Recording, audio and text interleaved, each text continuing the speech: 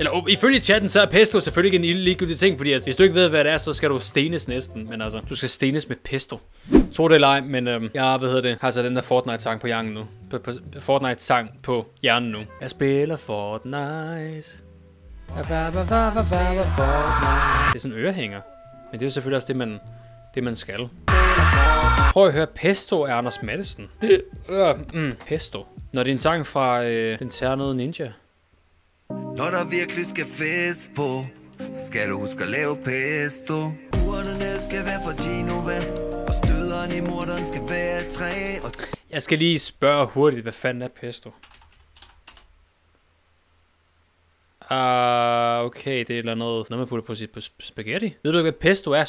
Selvfølgelig ved jeg ikke, hvad pesto er. Det eneste fucking mad, jeg kan lave, det er macaroni med ost, eller spaghetti, eller med æg. Jeg er meget god til at bestille en pizza. Ellers så ved jeg ingenting omkring fucking mad. Og nu dømmer folk mig bare totalt meget i chatten. Ved du ikke, hvad pesto er? Ved du ikke, hvad pesto er? Det er enormt. Ved han ikke, hvad pesto er? Hvordan ved du ikke, hvad pesto er? Ej, come on, Jens. Hvordan ved du ikke, hvad pesto er?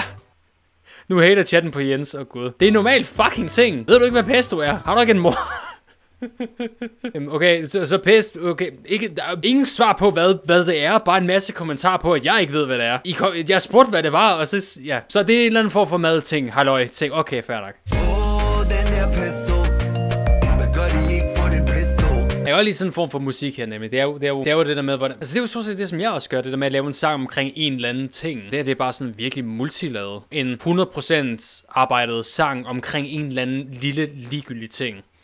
Eller ifølge chatten, så er pesto selvfølgelig ikke en ligegyldig ting, fordi hvis du ikke ved, hvad det er, så skal du stenes næsten. Men altså, du skal stenes med pesto. Den der pesto.